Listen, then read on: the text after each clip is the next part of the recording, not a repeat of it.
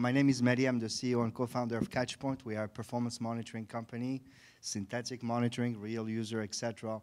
I've been doing this since 1997, believe it or not, DoubleClick, Google, and then we started Catchpoint with a bunch of other Googlers. So what I'm here to talk about is not Catchpoint or monitoring, but it's really about what we see in the field. And I'm dressed like a firefighter because DevOps guys or ops guys, that's what we do on a daily basis. Shit hits the fan on a daily basis, excuse the French. But that's what happens, and that's what we're dealing with on a daily basis. And I'm here to share with you some stories, and also some of the things I think we learn as individuals from other people's mistakes. So maybe you guys will learn a few things from this talk. So again, thank you. You guys are sitting here because you want to make things work faster. So it's all about making the websites faster, the web services faster, your APIs, your whatever faster. So there is not a single person that is responsible for performance. Everybody is. The dev guy, the ops guy, the marketing person. Your CEO needs to be performance driven, needs to be aware of performance. And you know, Tom was here from Priceline a few months ago talking about performance at Priceline. They care about that stuff day in and day out. Their CIO, their CEO, etc. So, and a lot of times, performance is an afterthought. You release stuff, it hits the fan. Oops, did somebody think about monitoring that thing? No. So performance is an afterthought, and that's what gets us in trouble. You know, when I was talking to this marketing person, I even wrote a blog about it. She asked me, well, what do you do? So I tried to explain to her, and then suddenly it's like, oh, you're boring. You have nodes, you're doing what, robots, whatever. I said, well, your brand, how big is it? Oh, it's huge. It's worth billions of dollars, gazillions. Great. What would you do to protect it? Everything. It's the most important thing. Well, performance is the 5th P of the marketing mix. For those who remember their marketing courses, 101, you have price, product placement, and promotion. Well, there is a 5th P, which is performance. If you, customers, you have a choice. If a website is slow, you can book a trip on another website, right? If bestbuy.com is down, you go to buy.com, etc., etc. So, performance is very important. I mean, we made it on the daily news show of Jon Stewart. He talks about performance. I mean, when the Obamacare went down, right? So he made our job actually much easier because now everybody heard about performance. Everybody heard about websites not keeping up with the demand. Thanks, John. So it's complex, right? The website, the healthcare website went down or was having problems because it's a very complex thing. You know, we're not delivering static HTML pages anymore, right? So a lot of things can break websites, including this little dude here actually there was a story of one of the Yahoo data centers that had some fiber cut issues due to some squirrels, right? So you have to watch out for these guys too. The whole country of Armenia went black because a woman was digging for copper. This shit can happen to us too.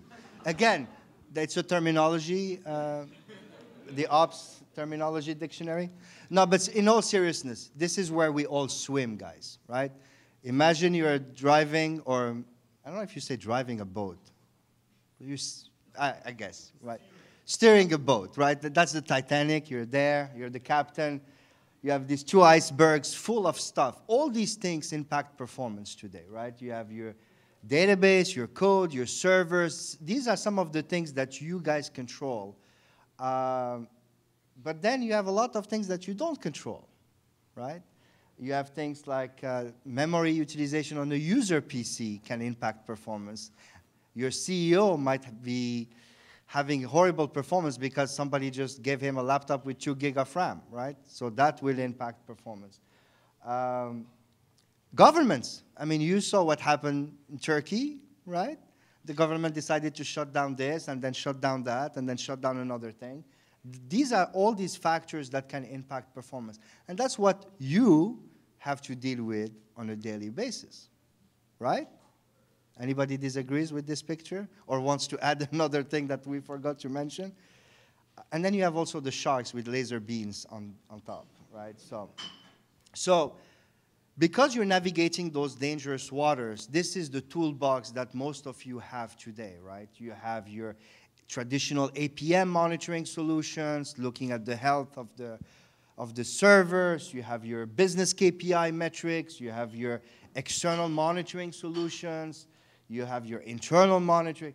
Again, there is not a single tool, unfortunately, that is going to give you the answer. But this is the toolbox that most companies have in place to make sure that they have a good picture of what's going on. Again, to be able to navigate these icebergs, that's the kind of tools you need to have. So at Catchpoint, we're sitting on a ton of data. We're working with amazing customers, and we get preview to some horrible squirrels and other stories. And I'm going to share some of these with you. And I'm going to start with DNS. This is something, and maybe Tom can agree with me, that is extremely dear to my heart, because it's one of those things that nobody cares about, nobody thinks about. It's like, hey, it has been running since the 70s, somebody's closet. No, do we even have DNS servers? But it's important because that is the first thing that your customer interacts with you. That's the first interaction is your DNS, www.nytimes.com, right? Or Spotify.com or Priceline.com. And it's the first impression, right? You know what they say about the first impression. I mean, the impression I'm going to leave on you guys after what you saw tonight. So anyway, so I'm going to start with this example. This is two different CDN companies. One of them is using an IP Anycast network, and one is using an IP Unicast network. The difference, anybody knows the difference between the two? So a Unicast network, just to refresh, so basically you have a bunch of servers around the world. Each one of them gets a different IP address, and then you traffic through DNS, okay, go here or go there. An IP Anycast network, all the servers on the network around the world share the same IP address. Kind of crazy, right? My laptop tells me that there is an IP conflict sometimes when I get that. No. So this is a special hack of TCP IP. And basically, the end user ends up on the right server without knowing where to go. It's magic. It's magic pixie dust. So I think you guess which one I will go with, right? But this is a big difference when it comes to choosing the right vendor, whether it's a CDN or a DNS provider. You need to make sure to go with somebody that has an Anycast network. Again, because nobody thinks about DNS, so this is an example of a company, somebody fat-fingered, and just decided to delete the zone. So it just went poof. And so again, this is us monitoring this thing, and then the red dots is basically not so good news. The domain was unreachable for a couple of hours, and then they put it back. But we see this so many times every week, it's not even funny. Here is another one that I hope you guys will take to tonight is a lot of folks decide to change once a year, once every 3 years, a major DNS provider. So you're using company A, you want to switch to company B because they're faster, better, cheaper, whatever. And you never think about it. So you decide to change your domains and you point them to X, Y, and Z. But then everybody's cache is still pointing to the old address, right? So please, when you're about to make a DNS company change, make sure to lower your TTLs and wait, let the traffic bleed, and then make the change, okay? Otherwise, this is what will happen. People will still think I need to go to vendor A, when vendor A is going to say, hey, you already left the house. I don't know anything about you. So I'm going to go through some of these examples, go over some lessons. So the first one is configuration, configuration, configuration. Very important. Short TTLs. I see so many people that have DNS entries with 30 seconds TTL, so 30-second time to live. So every 30 seconds, basically, that record expires on my computer, and I have to go and fetch it again and again and again. So if your user spends on average an hour on your website, you can just do the math and see how many times I'm going to do unnecessary DNS lookups. Also, the other thing that is also very important here is actually browsers are getting smarter. So a lot of the latest browsers, Chrome, IE, Firefox, etc., have their own DNS cache server built in. So there might be even a corruption at the browser level versus the operating system level, like your Windows or your Mac laptop. So another thing that is a killer is the multiple CNAMEs. So a CNAME is an alias, right? So as you say, www.abc.com is a CNAME to this domain, and it goes on and on and on and on. So avoid that. Make sure you rely on distributed DNS servers. If you want to build your own DNS infrastructure and you have users all around the world, please do not have your DNS servers just in New York, okay? Doesn't help. Or use different companies that's what they do for a living. They have Dyn, you have VeriSign, you have Ultra DNS.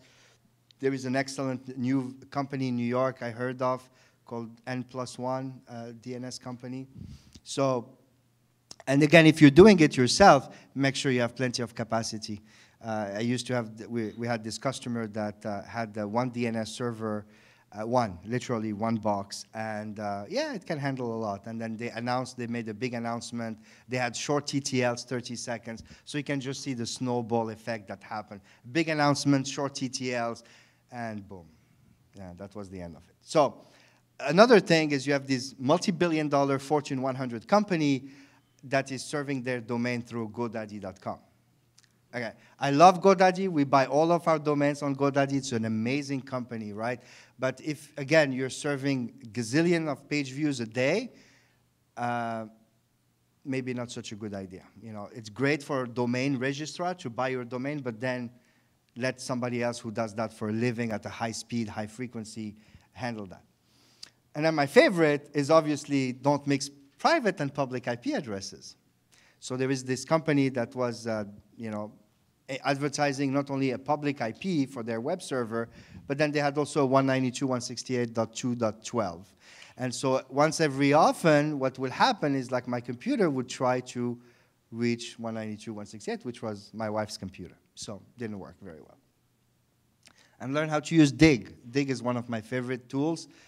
This is to troubleshoot DNS. This is to basically understand what goes on. Dig, dig, dig. Another one that I didn't have time to put it on this slide is literally, I dealt with it last Friday. This major company, they are starting to have a lot of traffic from China. And they start doing some monitoring, and it's like, Mehdi, you know, the DNS in China is really crappy. It's like, yeah, no kidding. So, you know, in China, they have these firewalls, right? So all the traffic that comes out of China goes through these massive firewalls or gatekeepers, whatever you want to call them. And the resources are scarce also there because, you know, they have 1 billion people surfing the internet. At some point, those things run out of juice.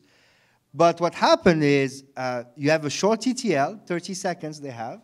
And so every 30 seconds, you have to do a UDP request over the Chinese firewalls. And so the Chinese UDP is stateless protocol. So if God forbid there is packet loss, it's gone, right? It doesn't retry. There is no concept of retrying or any of that stuff.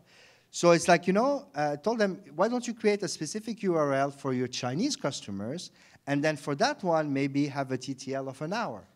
And that turned out to be an excellent solution because without investing anything in China or whatnot, they were able to get better performance. So before I move to the next slide, any questions on DNS or? No? Good. All right. Let's try to make it interactive, guys. So the next thing is network. Are we there yet? So I have 2 young kids. I just took them on a trip, and for 5 hours on the plane. Are we there yet? Are we there yet? Are we there yet? No, not yet, not yet.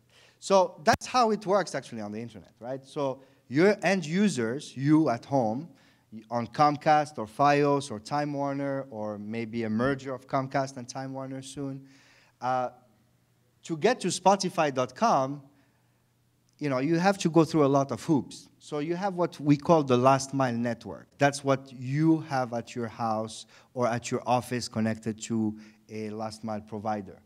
Then you have the internet. So the internet is like a series of tubes, like that senator dude explained one day. And it's literally a bunch of companies, what we call transit providers or backbone providers. So you have the level 3, you have the Sprint, the Cogent, the XO Communication, etc. These are the guys that own the big pipes that literally facilitate all these packets to go from point A to point Z. And then you have your data center. So like, for example, the Priceline data center or the Spotify data center, they don't have connections to Verizon Fios. They buy transit from the Cogent, the AT&T, the Verizons of the world, like these backbone providers. So you have to go through these hoops, and usually it's not a direct connection. So you end up sometimes going from Comcast to level 3 to Cogent, Cogent to AT&T, finally to make it there. So as you can see, there are a lot of points where things can go wrong. To make things even more complex, the route from the last mile from the user to the data center can go one path, one way, but then the packets back can go a different path, right? So complete set of different ISPs on the way back. So in this particular scenario, you have two things that really matter. The bandwidth, like how big is the pipe at the end user. Again, if you have a 2 megabit connection to the internet at your home, you have 3 iPads, 2 Netflix streams going on, and you're trying to do your banking online, and your wife is on Pinterest with infinite scrolling, yeah, you might as well, I don't know, do something else, right? So bandwidth matters. The size of the pipe is very important. And then on the backbone, the peering issues happen. Like we've all heard lately about Netflix and net neutrality, which is not really a net neutrality issue, but anyway, but peering issues, right, between these backbone providers. So here is an example. I'm going to take this off because I'm starting to sweat. And again, first impression is very important, right? So, so this particular example is we have this customer that started looking at some response time, so how long it took for the HTTP to complete, and then you see these big jumps. So then we jumped into the analysis by hour of day, and then we noticed that, gee, between 4 p.m. and 12 a.m. Eastern Standard Time, you know, this chart is the same. These charts are the same, except that this one is by hour, right? And you can see that at 6 o'clock, 7 o'clock at night, it's crazy up. So what caused this? So at the bottom, we have these 2 other charts. This is the ping round-trip time, how long it took for a ping of 64 bytes to come back. And you can see that we saw exactly the same correlation between HTTP latency and network latency. So what does this mean? That it meant basically that the peering, we were having peering issues, or we noticed a peering issue between a couple of carriers that caused the latency to happen at the HTTP level. And another thing that is very important, so when you do a ping and you see the latency jump, well, it extrapolates by a factor of X when it comes to HTTP. So a 5-second latency increase or 100 millisecond latency increase on the ping means a few 100 milliseconds more on the HTTP side, especially when you're delivering a 100 kilobyte JavaScript file or something like that.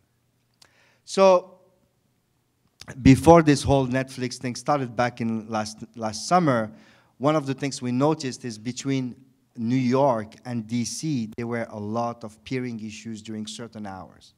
So at the top, what you have is a trace route between New York, Verizon, and DC. And at the bottom is the same one at a different hour during the day. And then what you have is it went from 9 milliseconds right here to 59 milliseconds with some packet loss, right? So basically, anything that went from New York, and we saw this with our New York last mile nodes, so these little machines that we have that are sitting at people's homes. By the way, if anybody wants to host one, you can see me later. It allowed us to see that even the end users were impacted by these peering issues. So if you were delivering something from Amazon East, for example, to New York Verizon, there were performance issues at certain hours of the day. So the problem with peering is like they're very hard to detect, but they're also extremely hard to solve because these guys have to get together, and decide to invest money to add more ports or add more bandwidth or figure out a new contract between the two of them. This is exactly what's going on between the Netflix of the world and other ISPs. And then mobile is very important, right? Everybody's talking about mobile, mobile, mobile, mobile, mobile. So this is the aggregation of a bunch of websites we're monitoring on our 4G and 3G networks, nodes. And then the same websites monitored from the last mile node. So again, these machines that we have running at people's homes. And you can see that at 2 p.m., both on 2G and 4G, things went sour. But the same websites did not experience any problem on last mile. What the heck? So this is, by the way, when everybody was saying, we have the biggest network, can you hear me now? We have the fastest network, we have the whatever network, right? So, and actually, Walt Mossberg from the Wall Street Journal wrote this article and said, hey, guys, you know, I'm noticing that this LTE thing is not that fast anymore in New York, for example. And he was right. Right after that, that's what prompted us to look at this data, and we said, holy cow, he is right. He's onto something, that dude. So basically what happens, like at certain hours, these carriers are running out of juice on their towers. And what do? Does anybody have an answer? They throttle. Very good. Because they want to make sure that you have some, he has some, he has some. So you guys can work on building the fastest freaking website on the planet. Now you have somebody else that is in control of how fast it gets delivered. And no CDN, no magic pixie dust can solve that problem because they just took away the control of performance delivery from you. And it's not going to go away anytime soon because these guys are running out of juice. Because everybody has a smartphone, everybody has a tablet at the same time, and everybody's using more and more and more. This one is also new. This one is amazing, actually. This is a great story. Yeah, somebody had a question? Sorry. No. So we did this study, and then a company signed up with us to do a latency study. So as you can see, the blue line is an ISP called Cogent. A lot of you might use that in your offices, especially in New York, they're big. And so Cogent was like, holy cow, why does it take 80 milliseconds to do round trip time? And the other guys are in 30 millisecond round trip time. So we did some digging, and basically Cogent had this very interesting routing. It's really super fast. I think they're working on a new transport model, you know, it's like, so they went from New York, they went a little bit close to Miami, then they went here, here, here, and then they ended up back there. So it's like, so it took 80 milliseconds because literally the packets went traveling. I think they bought their ticket on Priceline.com. But this is reality. This is what's happening, you know? Yes, sir. We have a problem with Cogent right now. For the last 6 months, they've been peering with Fios in Miami. Right. We've been bugging Cogent. It's like, can you get it better? And they're like, no, Fios won't budge. Right. Verizon's just like, yeah, you. Yeah. I mean, a lot of them are taking this approach. It's like, you know, whatever. This is a story that some of the CDN guys in the room are going to like because this is a big prop to them. So this is a customer or company, and so they have a data center. They have a single data center in Phoenix, Arizona, and in Phoenix. And so you can see that from New York, this is just the connect time, how long it takes to establish a TCP connection, like just the handshake, hello, hello, kind of thing. So from New York, it takes 70 milliseconds, from Denver, 47, and then from Phoenix, it's obviously very fast because we're right there. So they decide to deploy a content distribution network, which is great because that's what it does. So the CDNs, for those who don't know, have these mega pops or small pops, or whatever you want to call them, but they are everywhere around the country. And what it does, they get closer to the end user. They get closer to the cities where your end users are. So if you have guys in California, they don't have to come all the way to New York, for example. So obviously, as you can see, once they deployed the CDN, the performance, at least the connect time, went from 44 milliseconds to 11. So from New York, which is amazing, they went from 65 milliseconds to close to few milliseconds, which is great. Same thing with Denver. But then in Phoenix, it went up. So lesson here is, you take one pill, it might fix something, but you might need to take another pill to fix what broke. It just might be some routing issues there. But so this is a great story about how CDNs can improve your response time because, again, their content gets delivered by a system that is close to the end users. So some lessons. Don't have a single ISP, please. If you have a multi-billion-dollar company, you're running a multi-billion-dollar company. The internet is very complex, as we all know. It's a bunch of routers, ISPs, things like that. Things can happen. I mean, there was that Juniper bug that literally took the internet offline in 2011 for like a brief period of time. Again, nothing you can do about it. Do WPO, Web Performance Optimization, because all these things will help performance and will help the connect time, for example. Again, if you have like these 300 kilobyte JavaScript files, and that will impact your response time. If you shrink that, it will improve your response time. So fasten your seatbelt too. 80% of this delivery is outside of your control, right? So now let's talk about your systems. So we had that little picture, the end user going through Comcast, etc. This is the end user, again, going through the network, the internet, then they get to hit your firewalls, your database servers, etc. So these are the things.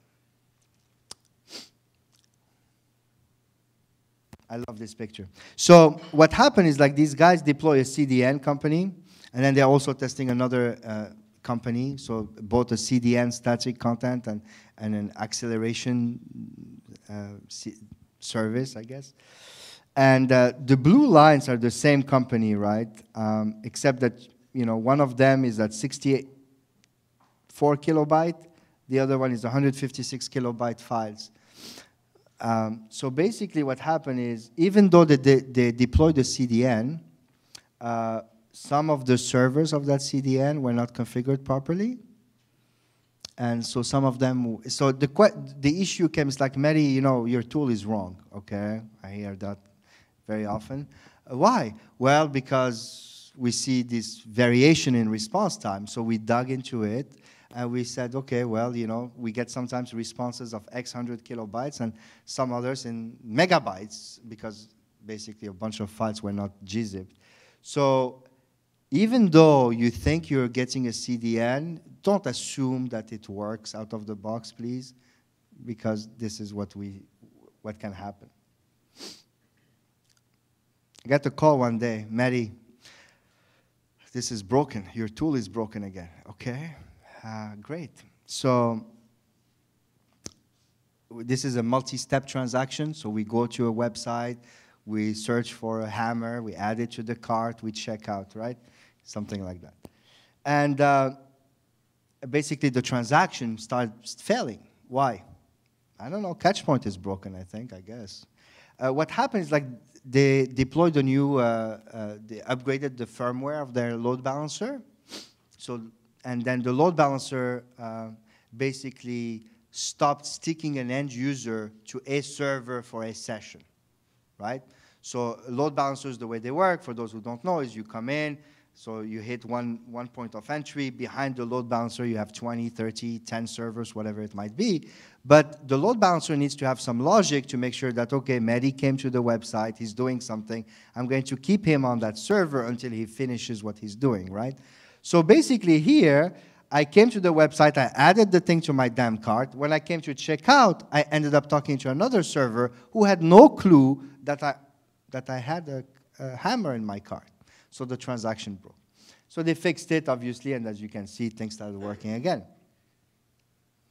Unbalanced load. So this is the opposite of the previous slide. Again, and this, guys, we see this every other day, literally. It's amazing. So big spikes in response time. What's wrong? So we use one of our little features that allows us to dig a little bit deeper into which server we talk to. Tom, I think, mentioned that in his previous slide, in a previous presentation. So we looked at the response time by server, and this is on the customer's end, right, on this particular company. And then we noticed that server D was the one that was really not behaving very well from a response time perspective. I mean, it was the only one that was not behaving very well. So then the other thing that we noticed is not only did that server was having issues, but they were sending so much more traffic to that server than any other server in that farm.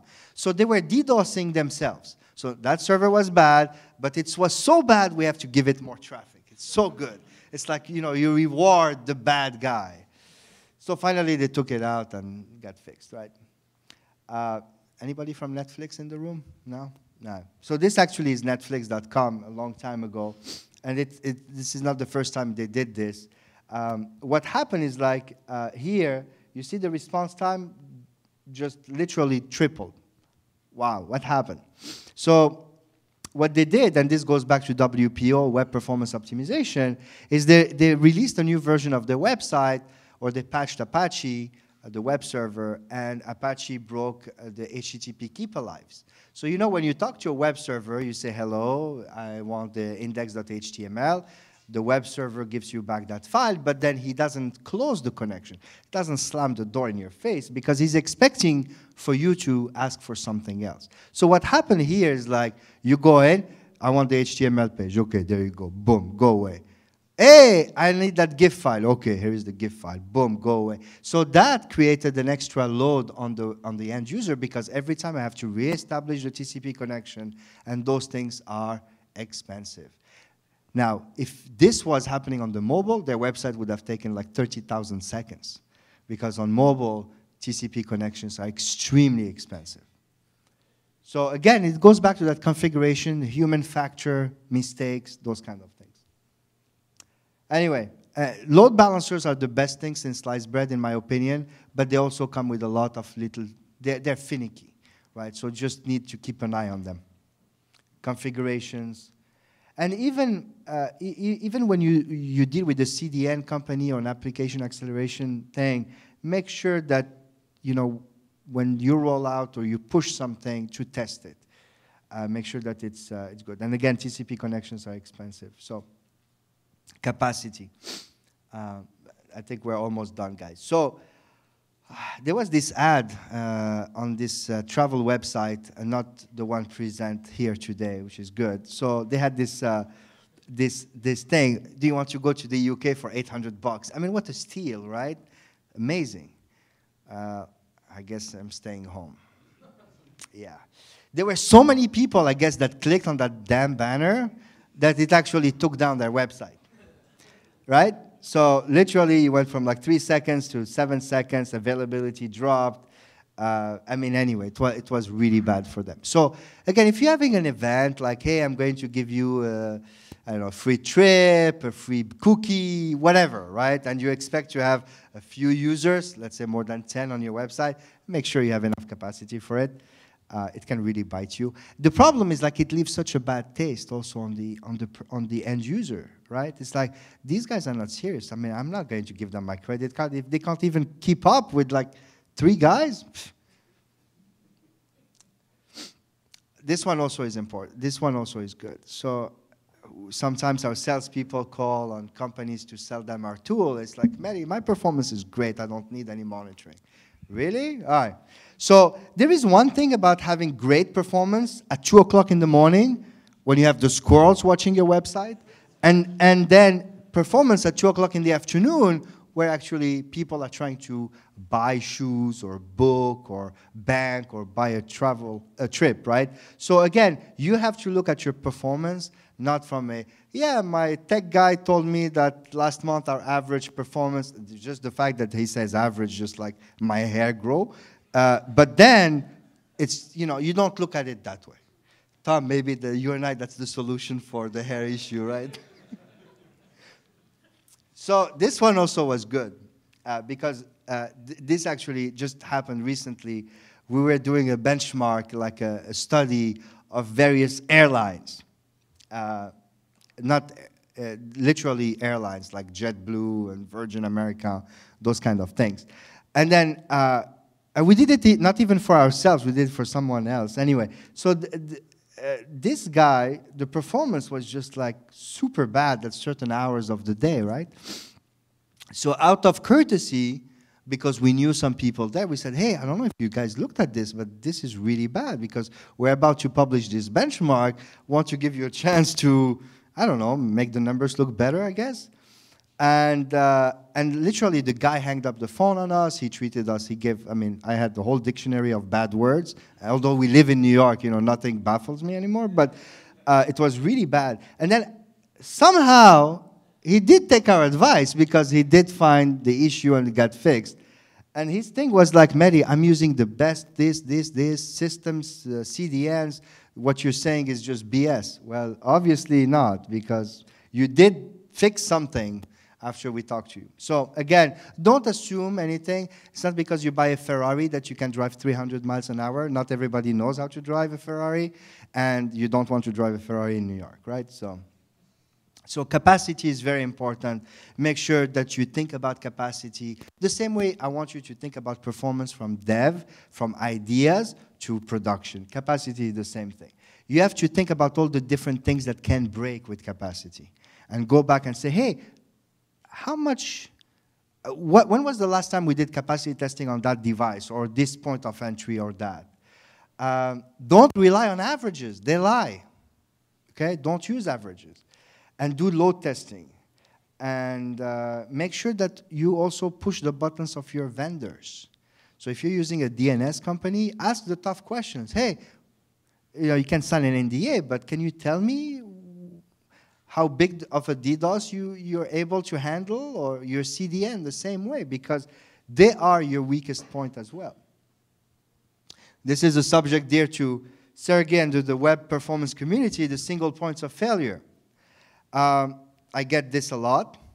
I'm sure you guys do as well, because somehow all the DevOps in the world are responsible for fixing the internet, the whole internet. So, hey, Joe, fix the internet. And now, that's the typical message or email you get from your CEO probably, or your CTO or CIO, right? So this is the performance of a website, but we broke it down by components. Not components like DNS, HTTP, and whatnot, but by contributors to the website. So in here we have ad serving companies, CDNs, etc. And so basically, this is others. So 50% of the performance of this website, of CNBC, is driven by third-party stuff, like ads and widgets. And the rest of their stuff is great. I mean, the DevOps guy is doing a great job. His infrastructure is working. 50% of it is outside of his control. So no matter, again, no matter of a great job you do building the best infrastructure, you have the best servers, the best solid-state drive, the best of everything, your weakest point, it can be a tag on the page, can basically make all of that disappear. So you have to identify them. I don't know if you guys know Patrick Meenan from Web Page Test. He has this great little plugin. Go and download it. Install it on Chrome, surf your website. It will tell you if you have a single point of failure. It's a great tool. Aha, now I get questions. Cool. It's called SPOF-matic, single point of failure. Patrick Meenan, the guy behind Web Page Test, when he was at AOL and now Google. So you can download his tool. I will have it on the slides as well at the end. So. Again, same thing. This is a third-party impact. You can see the performance that went up and up and up. And basically, this particular customer realized that it was a third-party banner that was causing the issue. To prove his point, he removed it, he blocked it, and then performance dropped down to the regular levels, and then, you know, marketing forced him to put it back, and, you know, they lived happily ever after. Again, this is a third-party impact, right? So this is the number of JavaScript errors on a page that we're capturing. Again, the guy removes the third-party tag from the page. The JavaScript suddenly, poof, disappear. He gets a memo, put that damn thing back up. He puts it back up. The red dots appear. I love this slide. This is pixels gone wild. This is what our websites looks these days sometimes, literally. Like it goes on and on and on. A pixel that redirects to another pixel, and there is no ending in sight, right? So the good thing about this is there are solutions, tools out there. You have tag management. You have technologies that, or techniques to put a lot of these third-party calls appear after the onload event or the document complete, so at least they don't impact the user interaction with your website. But some of these things, sometimes we see waterfalls. This is a waterfall, by the way, in case somebody doesn't know what this is. This is like what the browser sees when it's downloading all the stuff to make your page look pretty on the browser.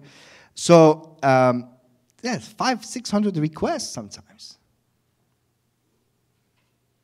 Pixels gone wild. It's like disco body. We're back in the 70s. Again, same example. This is a pixel story. Somebody put a pixel, or somebody actually, a vendor released a new version of their tag. Then the customer get alerted that their DOM load time increased. And then this chart shows you that what we call the client time. This is how much time is spent on the browser when we're rendering the page, just like increased, jumped. And then when we looked at the waterfall, we noticed, you see this gap? That's not a good sign on a waterfall. When you see that, that's like a big alarm, like wake up. What it means is like, basically there's a JavaScript that just blew a fuse. And the browser is just choking and executing that JavaScript, some jQuery, some, what's Domo? There is this JavaScript that Dojo. Oh yeah, Dojo for, anyway. It's really nasty on the browser. So anyway, so literally that's what happened. This was caused by this JavaScript executing. And it took so long to execute. So SPOF, make sure that all your JavaScripts, because that's the worst enemy, are non-blocking, meaning that they can run without hinging the end user interaction with your website. Use a tag management system. There are really good companies out there, Ethereum, there are open source one, etc. You also have to test, and this is the tool that I mentioned from Patrick Meenan, see how your website behaves when something breaks, you know? And going back to the New York Times, one of the things I really liked last time when they were having, when I think it went down, but then they used Facebook to be up, right? So that was phenomenal. So have a lightweight version of your website, even if it's just like a dummy web page on Amazon or somewhere. So that way, at least your end users don't keep hanging, waiting for that web page. Give them a free ice cream, a coupon to Starbucks. Make it fun, but at least have a lightweight version of your web page. So, final thoughts, because I know you guys want to go home. So, great performance is more than speed. This is extremely important because you know what? I can deliver a web page in 200 milliseconds. You know why? How? It's a blank page. It will be so fast. But that's not what it's about. It's about availability as well. Are you available? When your customer wants to buy that book, when he has that surge, I want that DVD right now, is your website available? I want to download that song on Spotify. Is that thing available right now? Reliability. Reliability means, are you delivering, can you deliver the same user experience to your customers every single time, the same way? Because that's something. You know, delivering, again, going back to that chart at 2 a.m., having great response time, at 6 p.m., having a bad response time. So you need to have the ability to reliably deliver the same user experience over and over and over again, every time. That takes some heavy investment in infrastructure, etc. And then integrity. So back in my DoubleClick days when I was running the quality of service group, I had integrity. And integrity meant in the ad serving world, you delivered one ad, you counted one impression. You delivered one click, you counted one click. But let's say that I am Amazon. Well, Amazon, for me, integrity will be somebody came to buy a book and I shipped him a DVD. You know, two different things, right? So the ability to have integrity in your system from A to Z, from the user coming to your website to shipping him the right thing. Again, my favorite topic, liar, liar, averages on fire, right? Averages lie. Do not use averages. Go back, learn about medians, meet 95th percentile, say hello to 75th percentile, but do not use averages. I mean, they're okay. You know, you can hang out with them, but there are better people to hang out with when it comes to metrics or calculations. This goes back a little bit to a chart that Tom had that, from Priceline a few months ago. You know, you can try to solve performance issues. Yeah, I mean, you can make all these guys have great performance, right? But try to understand your distribution.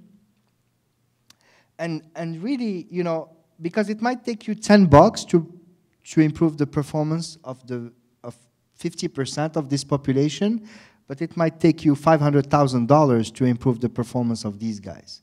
So it's not worth it, right? So what's important, pick a project, say I'm going to improve the performance of this band of end users, and I'm going to fix it. And that's where you will get the best bang for your buck, okay? So understand your distribution, your performance. I mean, Tom had this great chart, right, where you had your RUM user performance and then your bookings, and then you try to say, okay, man, if I can just improve by 1 second, I will get so many more people to book more trips. So focus, don't try to solve world hunger, and like we're not doing a contest here, so try to pick your fight. Look at data from various angles, by day of week, hour of the day, because all these charts give you some stories, or try to tell you a story at least so you can fix your performance issues. This is a quiz, and I want an answer. So what is this? So this is real user measurement. Anybody knows what real user measurement is? Come on, don't be shy. Okay, the Catchpoint guys, you're not allowed to answer this. Okay, so real user measurement. So, you know, when it comes to monitoring, you have two schools of thought. There is not one better than the other. They work together. So you have synthetic monitoring. So this is a forward-looking monitoring system. These are these robots that pretend to be end users, and you tell them every 5 minutes, go and do this to make sure that it works. RUM, real user measurements, I don't like when people call it monitoring because it's not really monitoring, it's measurement. But anyway, it's a philosophical discussion. So what RUM gives you, you put a beacon, a JavaScript, one more beacon on your page, right? You put a beacon on your page, and as the end users come to your web page, those browsers that support navigation timing, which is the protocol this thing uses, are basically giving you a feedback mechanism of how long it took for that page to load. So this is RUM data. This is the document complete RUM. And then here is page views. So come on, guys. I'll take you for a drink if whoever gives me the right answer. So here I'll give you a hint, right? So performance improves when I have more users on the site. Looks cuckoo, right? Like, sorry? No. You still get a drink, so. No. One more time. Come on, Tom. You must know this answer. No. Good. Actually, you know, it's, the what? No. It would have been about the 24-hour period in a day. Yeah. Who visits a page? Yes, it has to do with geography. So basically what happens, so this is a US website, right? At night, when all their regular customers or users are sleeping, the performance goes really bad. Why? Because it's mostly international traffic that hits the pages, right?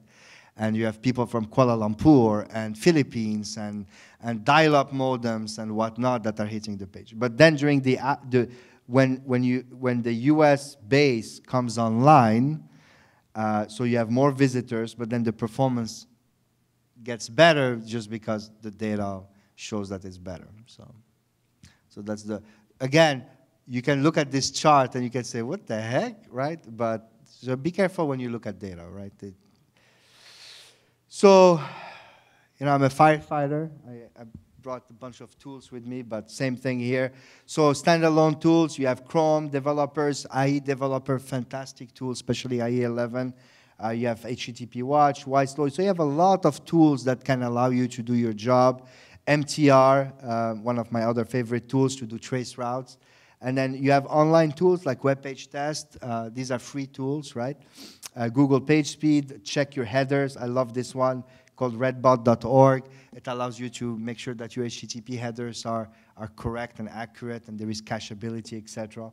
So again, you don't have to write this down. It will be posted, so you can go and download them. Closing the loop. You cannot improve what you cannot measure, right? So number one, you have to admit that you have a problem. I'm an alcoholic kind of thing, I have a performance problem. That's where we're here.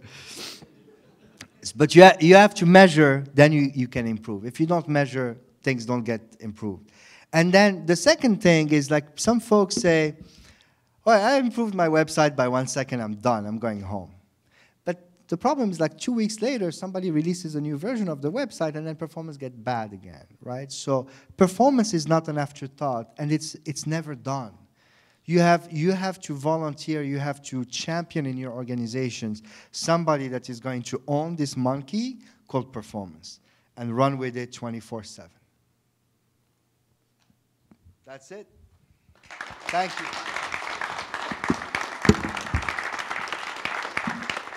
So if you have any questions, we can.